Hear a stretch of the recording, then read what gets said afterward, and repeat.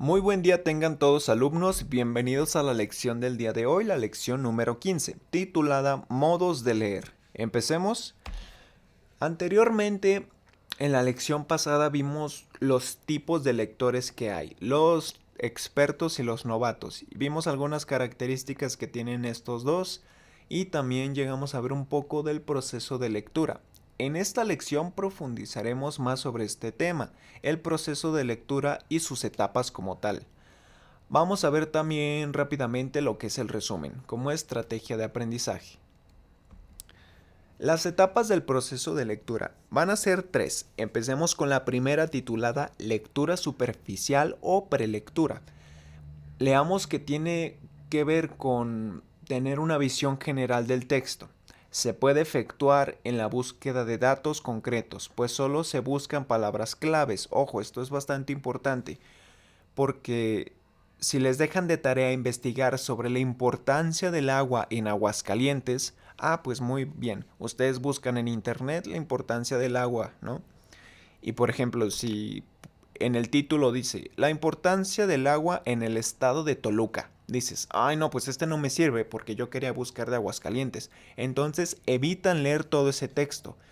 Pues esto es una lectura superficial, ver nada más el título y saber si a mí me importa o me interesa. También puede ser el índice. Muchas veces en un índice, en una investigación formal, nos dice todos los temas que va a abarcar ese texto y a lo mejor nos pueden interesar algunos de esos, ¿no? Precisamente para esto nos sirve el índice. Y la conclusión, que aunque es la parte final y es como saltarse todo, muchas veces nos sirve llegar hasta esa última instancia para saber si lo que concluyó es precisamente lo que yo quería buscar en cuanto a información. La lectura superficial es básicamente ahorrarnos el leer todo un texto, leyendo simplemente el título, el primer párrafo, cositas bastante sencillas, y ya sabremos si ese texto efectivamente nos sirve o no nos sirve para leer. De ejemplo tenemos los periódicos, y es que las noticias, no sé si se han fijado que muchas veces nos resume todo lo que pasó en el título.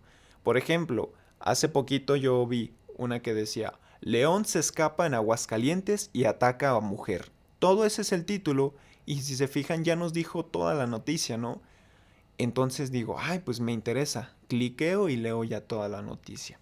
Esto es un poco la lectura superficial. Va a responder a las preguntas de qué crees que trata el texto, qué contiene y qué tipo de texto es. Vamos a la segunda etapa, la lectura global o relectura. Cuando se consulta lo impreciso o lo desconocido en el texto para darle sentido. Esta etapa es la reflexiva y sirve para seleccionar la información, comprender en general el texto. ¿Qué quiere decir esto? Bueno, pues ya me interesó este texto por el título, ya lo leí todo, pero pasa que hay palabras o conceptos que no entendí, ¿no? ¿Qué es esta palabra que suena muy raro? ¿O qué refiere esto? ¿O quién es este personaje? Pues una lectura global nos va a servir para leer todo el texto, pero buscar las cosas que no entendamos o que no sepamos. Esto es básicamente la lectura global o relectura. Vayamos a la última etapa, la lectura comprensiva o post-lectura. Para formarse un concepto valorativo de un texto, la lectura debe hacerse con una profundidad y lo más detalladamente posible. Se estudia con la macroestructura del texto en dos niveles, la global y la de comprensión. Aquí quedémonos con que lectura comprensiva o postlectura es cuando pues precisamente ya leí todo el texto y ya investigué lo que no entendía. Ya lo entiendo, ¿no?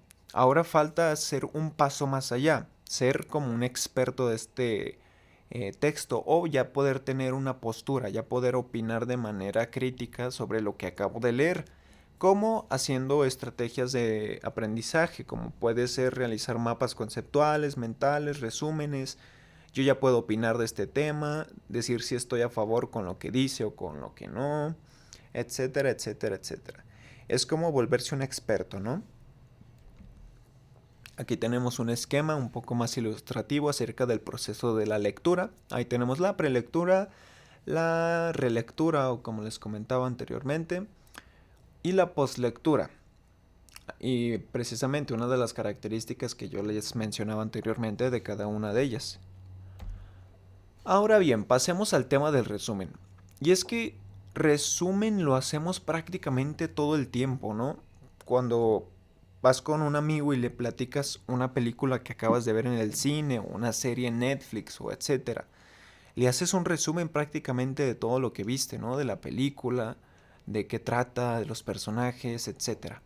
O de un chisme simplemente. Ay, oye, comadre, no se enteró de lo que pasó el otro día con Don Juan, que no sé qué. Y haces un resumen de lo que le pasó a Don Juan. Bueno, esto es un tipo de resumen a manera cotidiana. ¿Qué pasa cuando lo pasamos al ámbito formal y ya es escrito? Veamos que resumen es la reducción de un texto o discurso de tal forma que éste solo contenga sus ideas centrales. El propósito fundamental del resumen es alcanzar la comprensión total o global, y el saber elaborarlo te permitirá recordar fácilmente cuáles son las ideas principales del mismo. Es simplemente un escrito más pequeño del texto original, ¿no? Diciendo las ideas principales para que se entienda como todo, ¿no? Que una persona lea este resumen y diga, ah, pues sí, ya entendí más o menos de qué va todo el texto, sin haber leído todo ese texto. El resumen va a constar de dos fases. La primera es la de comprensión. Consiste en una lectura cuidadosa del texto para extraer sus ideas fundamentales. Aquí se desarrolla el proceso de selección y cancelación de la información. Es una selección de las ideas principales de ese texto, lo más importante. Ahora, ya seleccioné lo más importante. Ahora sigue la fase de redacción o de escritura. Esto es muy importante. Aquí dice en forma de paráfrasis. La paráfrasis es escribir algo con tus propias palabras. Muchas veces se piensa que un resumen es simplemente copy-page, ¿no? Copiar y pegar tal cual lo que subrayé. Cuando no, al momento de escribir nosotros vamos a todo lo que subrayamos o identificamos como importante, escribirlo con nuestras propias palabras, porque en fin de cuentas, el propósito de un resumen es que a nosotros nos sirva. ¿Y cómo nos va a servir más? Pues precisamente anotarlo con mi propio lenguaje, con las palabras que yo ya conozco y utilizo de manera cotidiana, para que así tenga una facilidad al momento de leer y recordar de qué trataba ese texto. Pasemos a la sección de actividades. En este caso van a tener que leer otro cuento, ahora de Amparo Dávila, conocido como Alta Cocina. Se encuentra dentro de su plataforma virtual, me parece que hasta el final en la sección de materiales. ¿Qué vamos a tener que hacer luego de leer este cuento? Van a tener que contestar esta serie de preguntas. ¿Cuál es el tema del cuento? Con tu experiencia, ¿qué conoces de tema? Vuelve a leer el cuento y describe cuál es el vocabulario que se usa. Bueno, si es formal, informal, si hay palabras raras, todo este tipo de cosas. El 4. Elabora un resumen del cuento Alta Cocina. Toma en cuenta los puntos vistos en el libro y en los videos. Y finalmente, si has tenido dificultades para realizar tu resumen, escribe cuáles han sido en caso de que hayas tenido dificultades. Alumnos, de mi parte ha sido todo. Muchas gracias por su atención y cualquier duda quedo al pendiente.